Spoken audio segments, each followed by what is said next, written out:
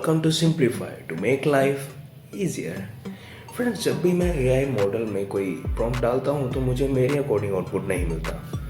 क्या आप भी ये प्रॉब्लम फेस कर रहे हो? और क्या आपने कभी ये सोचा है कि चैट जीपीटी जैसे AI मॉडल से भी हम और बेहतर आउटपुट कैसे ले सकते हैं?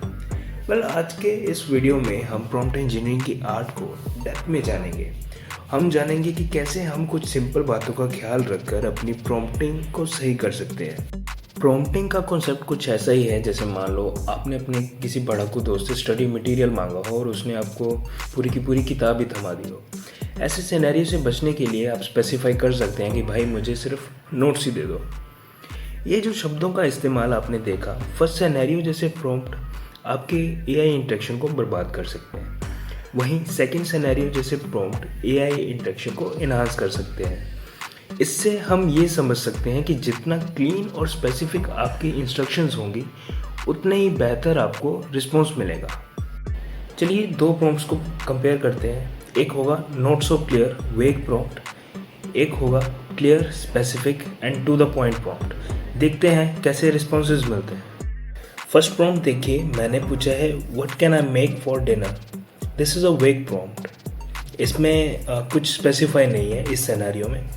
सेकेंड प्रॉम्प्ट देखिए, मैंने लिया है कि give me a recipe for vegetarian pasta with a sauce and tomatoes. तो ये एक स्पेसिफाइड प्रॉम्प्ट हुआ। Now just see the output of वेग प्रॉम्प्ट एंड इसे रिलेट करिए आप अपने पढ़ाकू दोस्त से जिसने आपको स्टडी मटेरियल के नाम पे पूरी की पूरी किताब थमा दी थी। वहीं नेक्स्ट आप चेक करिए सेकंड प्रॉम्प्ट की आउटपुट को विद अ प्रॉपर क्लैरिटी, जिसमें एक एक स्टेप मेंशन है और वो भी क्वांटिटी के साथ, सिमिलर टू द सिनेरियो जब आपने अपने पढ़ाकू दोस्त से नोट्स मांगे। आप वीडियो को पॉज कर सकते हैं और पॉज कर आप डिटेल्स देख सकते हैं कि इनमें क्या डिफरेंस है, और सारे टाइमिंग्स डिस्क्रिप्शन में मेंशन्ड है ताकि आप उन टाइमिंग्स पॉइंट को यूज़ करके ज़्यादा रिलेट कर पाएँ। आगे है आपके लिए कुछ टिप्स जो आपको बहुत काम आने वाली है, और लास्ट टिप सबसे ज़्यादा ज़रूरी है प्रॉम्प्ट इंजीनियरिंग में। तो फर्स्ट टिप आपके लिए ये है कीप इट कंसाइज, यानी कम शब्दों में ज़्यादा बात।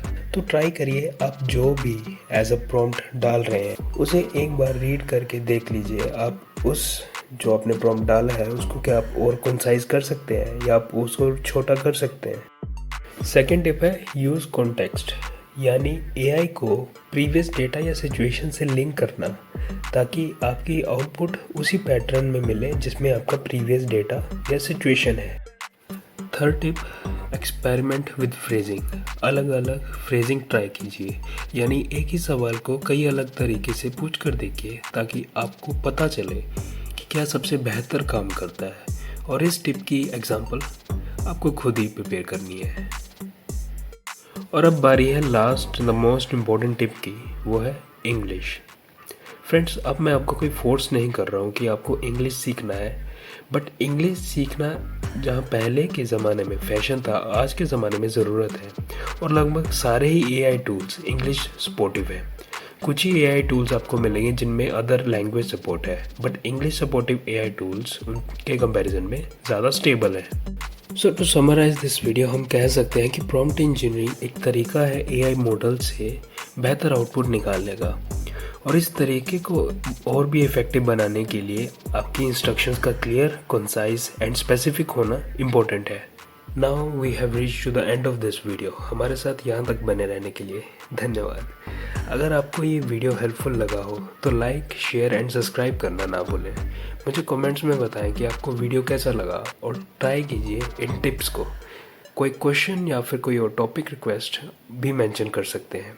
और याद रखें, प्रॉम्प्ट इंजीनियरिंग की परफेक्शन पाने के लिए प्रैक्टिस ज़रूरी है। Keep learning and have a nice day.